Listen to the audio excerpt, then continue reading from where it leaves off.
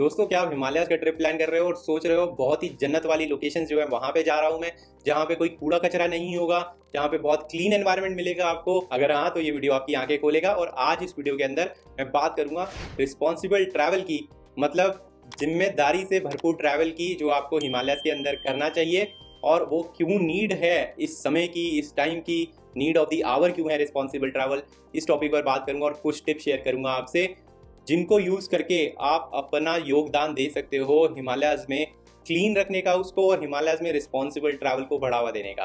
अब आप कहोगे धीरज भाई, जिंदगी में पहले ही बहुत सारी जिम्मेदारी है, आप एक और जिम्मेदारी लेके आ गए। तो दोस्तों, मैं मानता हूं कि जिम्मेदारी जरूर है, पर इस जिम्मेदारी की बहुत बहुत बहुत नीड है इस टाइम पे, आपकी तरफ से भी, मेरी तरफ से भी, उन सभी की तरफ से जो इस वीडियो को देख रहे हैं। मैं आप सभी से रिक्वेस्ट करता हूं कि जो हिमालयज हैं उसमें रिस्पॉन्सिबल ट्रैवल करना बहुत ज़रूरी है। बहुत ही फ्रेजाइल है वहाँ पे काफ़ी सारी जगहें, जैसे कि लद्दाख हो गया, स्पीति वैली हो गया, ये सब बहुत फ्रेजाइल इकोसिस्टम है इनका। और जिस तरह से हम डिस्टर्ब कर रहे हैं उस इकोसिस्टम को, ये एक बड़ी त्रासदी की तरफ ही जा रहा है, जैसे कि केदारनाथ में हुआ। हम नहीं चाहते कि ऐसी कोई बड़ी त्रासदी कहीं और हो। तो जो रिस्पॉन्सिबल ट्रैवल है उसकी जो प्रिंसिपल्स हैं उसको फॉलो करना बहुत ज़रूरी है, नीड है इस टाइम की। तो प्लीज़ जाग जाइए और इस वीडियो के साथ जुड़े रहिए, क्योंकि मैं इस वीडियो में 15 ऐसी टिप्स जो हैं शेयर करूँगा आपके साथ में, जो आप फॉलो कर सकते हो, जिसके थ्रू आप रिस्पॉन्सिबल ट्रैवल को प्रमोट कर सकते हो। एक सिविक सेंस जो है, जो कि मिसिंग है, उसको प्रमोट कर सकते हो। तो चलिए फिर देखते हैं वो क्या टिप्स हैं।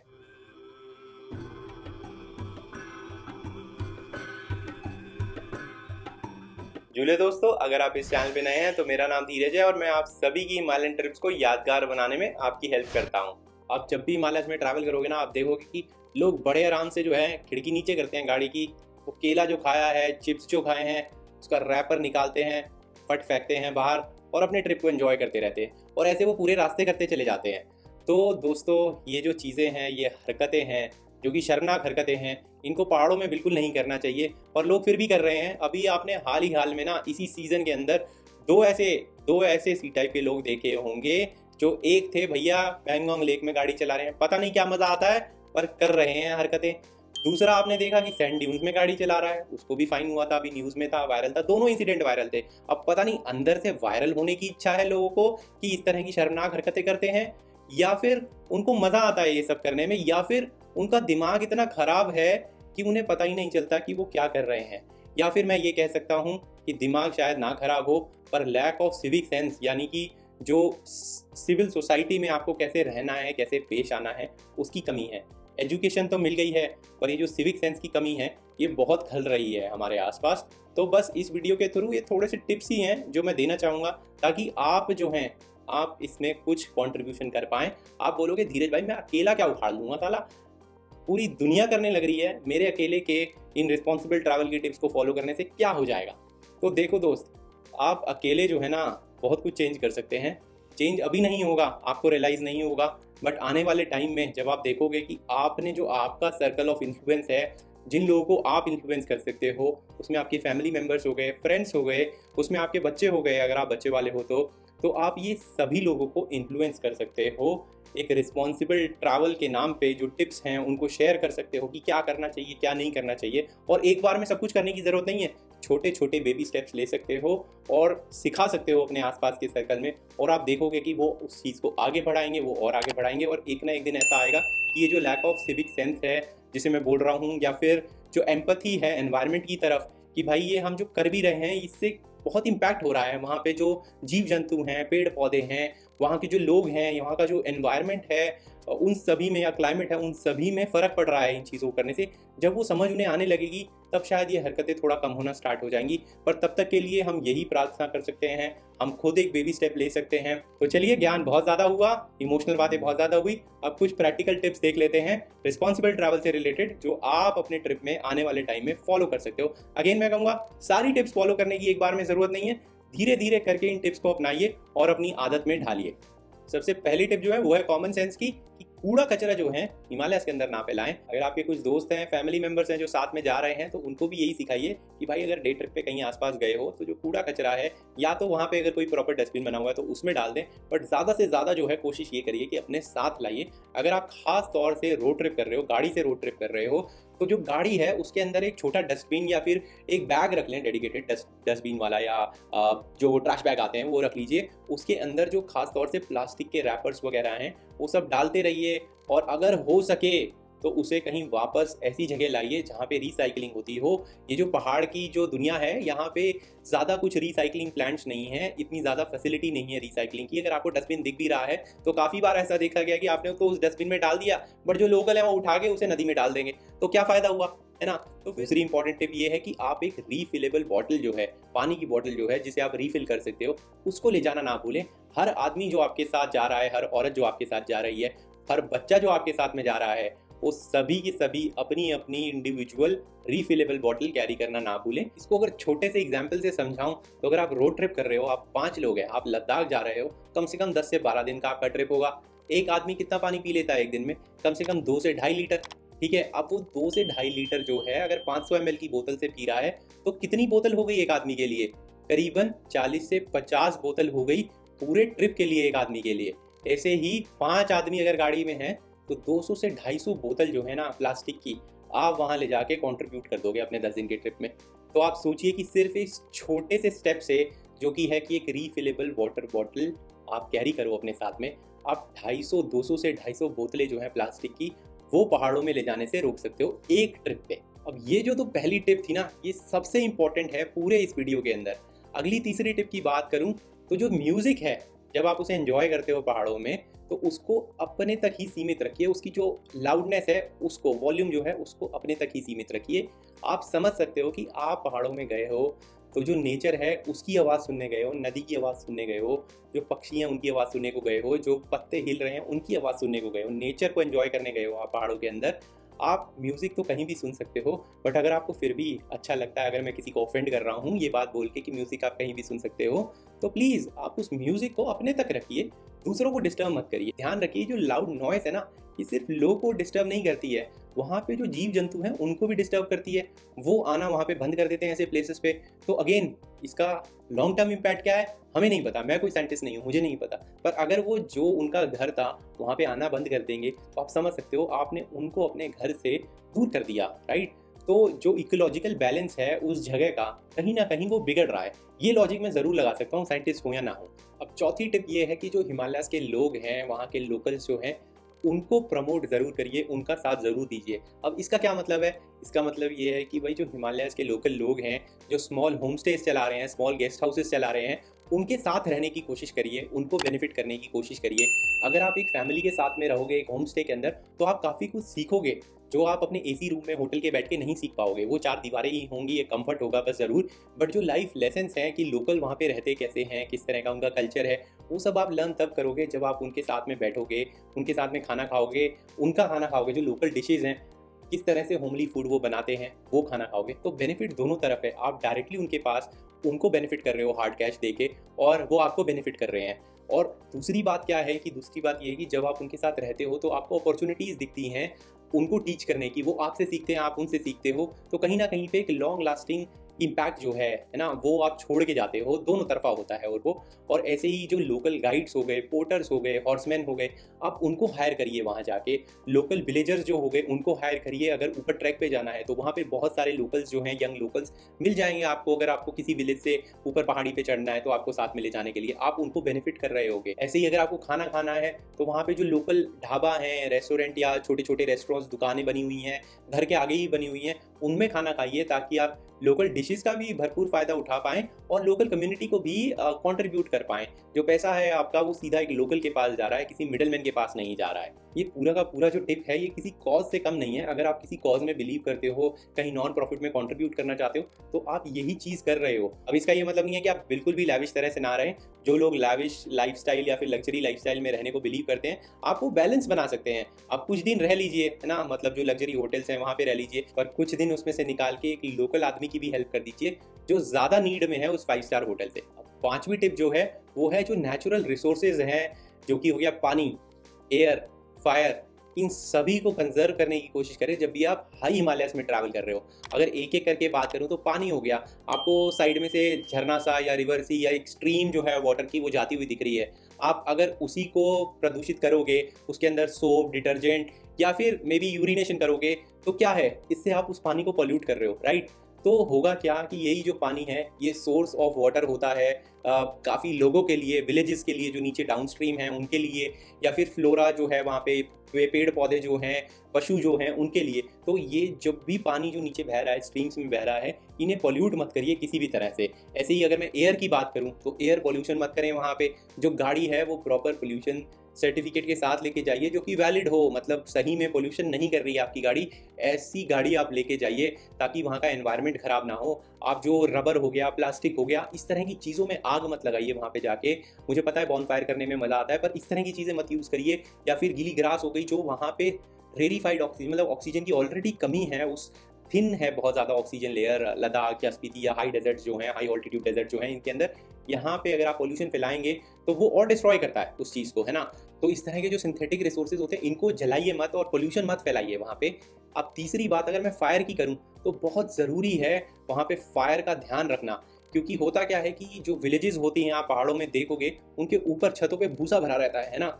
अब आप मजे के लिए बॉन फायर कर रहे हो, राइट। अब उस बॉन फायर में से एक दो चिंगारी उड़ के अगर उस घर पे चली गई तो आप समझ सकते हो कि आप कितना नुकसान कर सकते हो उस पूरी विलेज का। तो इसलिए अगर आपको बॉन फायर करना भी है तो थोड़ा ध्यान से करिए, एक गड्ढा खोद लीजिए, आसपास उसके पत्थर रखिए और फिर बॉन फायर करिए। और ध्यान रखिए कि हवा किस तरफ की है, हवा इस तरफ नहीं होनी चाहिए जिस तरफ कोई खेत है या जिस तरफ ऐसे घर हैं जहाँ पे भूसा रखा हुआ है या फिर विलेज है। हवा दूसरी डायरेक्शन में होनी चाहिए कि अगर कोई ये सब करने के बाद, पत्थर लगाने के बाद, गड्ढा खोदने के बाद भी अगर कोई चिंगारी वहाँ से निकलती है और वो चिंगारी उड़ती है तो वो दूसरी डायरेक्शन में जाए जहाँ पे वो डैमेज ना कर पाए, नुकसान ना पहुँचा पाए। और दूसरी बात आग या फायर को प्रिजर्व करने की ये है कि लद्दाख हो गया, स्पीति वैली हो गया, यहाँ पे वेजिटेशन तो होती नहीं है, आपने देखा ही नहीं कि वहाँ पे पेड़ हैं, है ना। जब आप वहाँ पे ट्रैवल करते हो तो आप क्या, नंगे पहाड़ है वहाँ, तो पेड़ तो है ही नहीं, पेड़ पौधे नहीं है। तो आप अगर अपने मजे के लिए वहाँ का जो वुड स्टॉक है उसको जला रहे हो, ठीक है, काफ़ी देर तक जला रहे हो, अननेसेसरी यूज़ कर रहे हो फन के लिए, तो वो भी सही नहीं है। मैं ये नहीं कह रहा कि आप फन मत करिए वहाँ पे जाके, बॉन फायर मत करिए, पर थोड़ा सा ध्यान रखिए उसके ऊपर कि लिमिट में करिए। अगर करनी भी है तो अवॉइड हो सके तो इससे अच्छी बात तो कोई हो ही नहीं सकती। अब जो छठी टिप है वो ये है कि जो वहाँ की वाइल्ड लाइफ है ना उसको डिस्टर्ब मत करिए। काफ़ी बार मैंने देखा है अक्सर कि लोग क्या करते हैं, गाड़ी लेके कियांग के पीछे भगाने लगते हैं। भाई क्या कर रहे हो, आप तो जानवर मत बनो उसके साथ में, है ना। तो उस बेचारे को क्या ज़रूरत है आपको भगाने की, आप उसको डिस्टर्ब मत करिए। ऐसे ही मैंने देखा है कि पैंगोंग लेक के ऊपर सीगुल्स होते हैं ना, वो जो पक्षी उड़ते हैं वहाँ पे सफ़ेद और ब्राउन से रंग के। मैंने कई बार देखा है कि लोग वो बैठे हुए होते हैं पैंगोंग लेक के ऊपर, वीडियो खींचना है या फिर रील बनानी है या फिर फोटो खींचनी है जिसमें आदमी आगे है और पीछे पक्षी उड़ रहे हैं, बेचारे बैठे हुए हैं। एक बंदा जो है पत्थर मार रहा है उनको और ताकि पक्षी उड़े, जो बंदा बंदी आगे खड़ा है उसकी वीडियो पीछे बैकग्राउंड में पक्षियों के उड़ते हुए साथ आए। भाई क्या सोच है? वो वहाँ पे चैन से बैठे हुए हैं, आप सोचिए कि आपके साथ कोई ऐसा करे तो इन हरकतों से आप समझ सकते हैं कि जानवर कौन है। सातवीं टिप ये है कि जो ग्राफिटी होते हैं, है ना, आर्ट वर्क जो होता है आपका, आप आर्टिस्ट हो मुझे पता है, वो जो आर्ट है ना उसको घर के जो पेपर्स हैं उस तक ही सीमित रखिए, या फिर जहाँ भी आप ड्राइंग करते हैं या आर्ट वर्क करते हैं वहाँ तक सीमित रखिए। पहाड़ों में जाके पेंट से लिखने की या मॉन्यूमेंट्स पे जाके स्क्रैच करने की अपना नाम, अपनी गर्लफ्रेंड का नाम, अपने बॉयफ्रेंड का नाम, वो मत करिए वहाँ पे जाके। ये जो आपकी आर्ट स्किल्स है ना इसको सही जगह पे अप्लाई करिए। और जैसा किसी ने कहा, एक भले आदमी ने ना, कि जब भी आप हिमालयाज़ में ट्रैवल करते हो लेके जाओ मेमोरीज और फोटोज़ और पीछे छोड़ो सिर्फ फुटप्रिंट्स। अब आठवीं टिप ये है कि जो आप मनी वॉल्स देखते हो जहाँ पे पत्थर में स्क्रिप्ट्स लिखी हुई होती हैं, मंत्र लिखे हुए होते हैं, फ्लैग्स देखते हो आप लगे हुए सब जगह पे, आप उनको अगर टच कर रहे हो, गंदे हाथों से टच कर रहे हो, तो आप क्या कर रहे हो, आप उनको इम्प्योर कर रहे हो, है ना, मतलब प्रदूषित कर रहे हो। उन चीज़ों के वहाँ रहने का मतलब क्या है कि जब हवा चलती है तो जो उस फ्लैग में प्रेयर्स लिखी हुई हैं वो दुनिया के कोने कोने में जाए, सबको प्योर करे, है ना। और वही अगर हम उसमें गंदे हाथ लगा दे रहे हैं, उसको इम्प्योर कर दे रहे हैं या उसको फाड़ दे रहे हैं, तो हम क्या कर रहे हैं, उसका अपोजिट कर रहे हैं, राइट। तो वो जो प्रेयर है वहाँ से नहीं जाएगी। तो ये लोकल्स बिलीव करते हैं, कहीं ना कहीं पे मैं भी स्पिरिचुअल हूँ तो मैं भी इन चीज़ों को मानता हूँ। अगर आप मानते हैं इन चीज़ों में तो प्लीज़ इन चीज़ों की रिस्पेक्ट ज़रूर करिए, नहीं भी मानते हैं तो भी रिस्पेक्ट करने में कुछ नहीं जा रहा है। इसी के अकॉर्डिंग नौवीं टिप ये है कि जो लोकल कल्चर है, कस्टम्स हैं, उनको रिस्पेक्ट ज़रूर करें। अगर आप किसी चीज़ से अग्री नहीं करते हो वहाँ पे तो कुछ नहीं फ़र्क पड़ता, आर्ग्यूमेंट करने की ज़रूरत नहीं है, वो लोकल्स का बिलीफ है, लोकल का कल्चर है, तो प्लीज़ उनसे टिप्पणी ना करें, उनके ऊपर उनका मजाक ना उड़ाएं, उनकी रिस्पेक्ट करें या फिर चुप रहें, है ना। ऐसा करने से आप कुछ नहीं तो म्यूचुअल रिस्पेक्ट ही गेन करेंगे। तो ऐसे ही जो आपने देखा होगा प्रेयर व्हील्स होते हैं, है ना, या फिर आपने देखा होगा रास्ते में स्तूपास होते हैं, तो दोनों साइड रास्ता होता है उसके। वो दोनों साइड रास्ता क्यों होता है? वो दोनों साइड रास्ता इसलिए होता है ताकि आप क्लॉकवाइज डायरेक्शन में ही चलें उस स्तूपा के आसपास। ऐसे ही जो प्रेयर व्हील्स हैं उनको क्लॉकवाइज डायरेक्शंस में ही घुमाएं।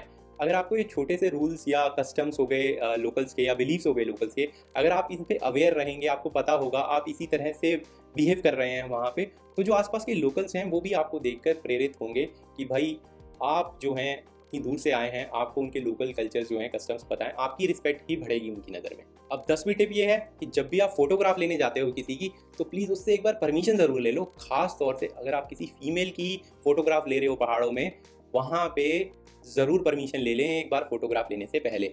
ये सभी जगह पे बात लागू होती है कि आपको किसी की भी फोटोग्राफ लेने से पहले उसकी परमिशन ज़रूर लेनी चाहिए, बट इस बात का खास ध्यान रखिए जब भी आप पहाड़ों में ट्रैवल कर रहे हो, आप कहीं भी ट्रैवल कर रहे हो तो। अब 11वीं टिप ये है कि जो वेटलैंड्स हैं पहाड़ों में, ये जो हाई हिमालयाज़ है, वहाँ पे वेटलैंड्स हैं काफ़ी सारे, या ग्रासलैंड्स हैं काफ़ी सारे। वहाँ पे लोगों को मैंने देखा है अक्सर फ़न के लिए ऑफ रोडिंग करते हैं जाके।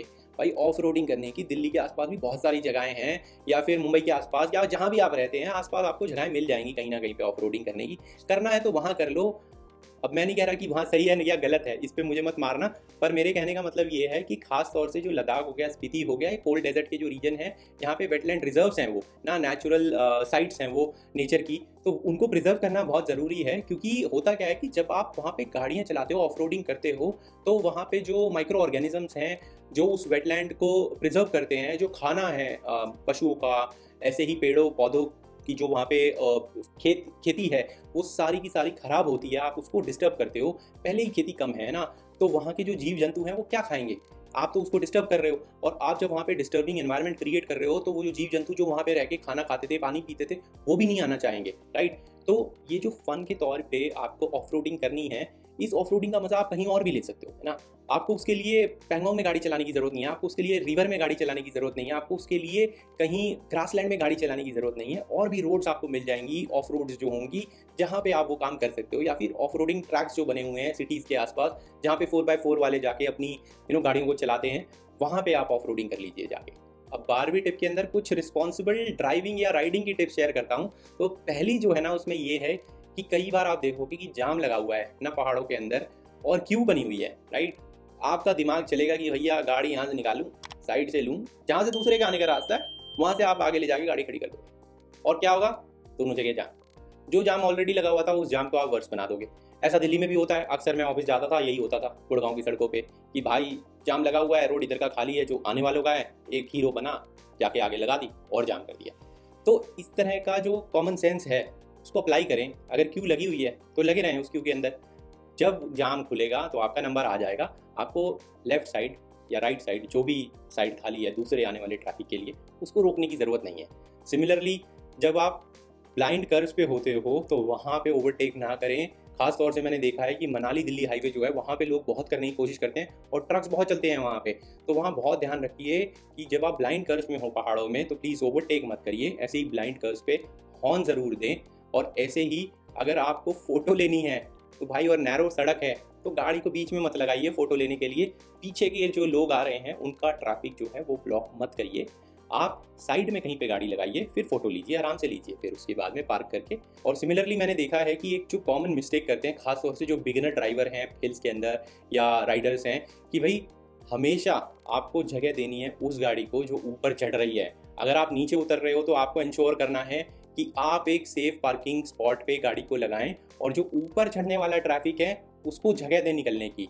और ऐसे ही एक और टिप ये दूंगा कि अगर आपने देख लिया दूर से गाड़ी आ रही है और पतली रोड है, नैरो रोड है, और आप इतने अच्छे ड्राइवर नहीं हो कि भाई निकाल दोगे, या आपको आगे कोई स्पॉट नहीं दिख रहा है जहाँ पे आप उसको साइड दे पाओगे, तो जहाँ भी आपको स्पॉट दिख रहा है ना वहाँ लगा लो। 2 मिनट की देरी होगी पर आप आसानी से उस गाड़ी को जाने दोगे। तो ये कुछ टिप्स अगर आप ड्राइविंग में फॉलो करोगे, राइडिंग में फॉलो करोगे, तो आपका भी भला होगा, बाकी जो ट्रैफिक है उसका भी भला होगा। अब 13वीं टिप ये है कि जब आप पहाड़ों में होते हो तो लोगों की हेल्प ज़रूर करो, जो भी नीड में है उसकी। आप पहाड़ों में हो ये ध्यान रखिए कि अगले ही मोड़ पे आपको भी हेल्प की ज़रूरत पड़ सकती है।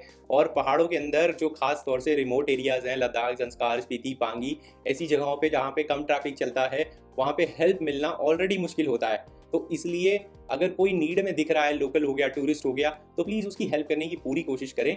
नहीं तो क्या होगा, कभी कभार जो है लाइफ का सर्कल पूरा घूमता है और अगले ही मोड़ पे हो सकता है आपको भी ज़रूरत पड़े। और अगर कोई आपके साथ ऐसा करेगा कि आप वेट कर रहे हो 1 घंटे से 2 घंटे से और गाड़ी ज़ूम पास करके ले गया आपसे बिना हेल्प करे, तो आप गालियाँ ही दोगे उसको। तो इसलिए पहला स्टेप आप खुद लीजिए दूसरों की हेल्प करने का।